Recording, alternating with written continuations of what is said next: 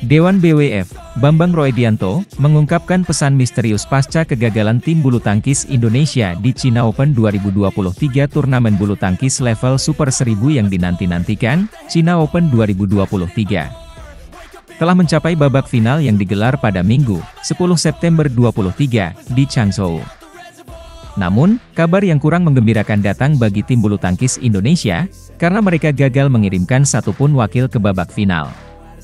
Jonathan Christie, salah satu harapan terbesar Indonesia, harus menyerah di babak semifinal setelah kalah dari Viktor Axelsen.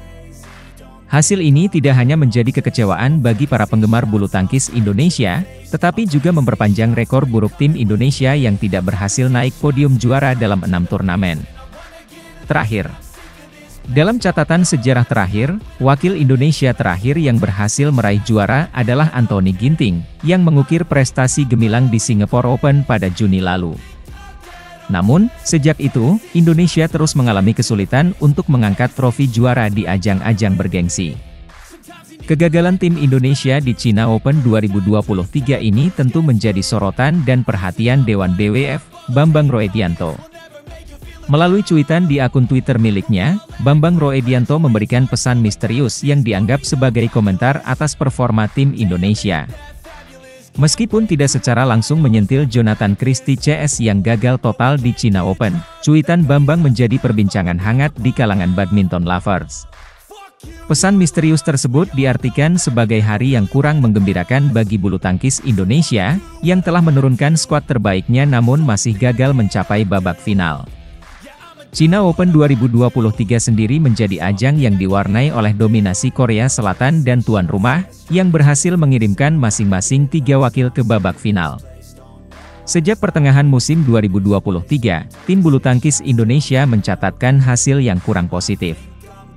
Meskipun Jonathan Christie berhasil meraih posisi runner-up di Japan Open, dan Apriani Fadia juga berhasil mencapai final kejuaraan dunia, China Open 2023 menjadi sorotan karena tim Indonesia tidak berhasil mengirimkan satupun wakilnya ke partai puncak.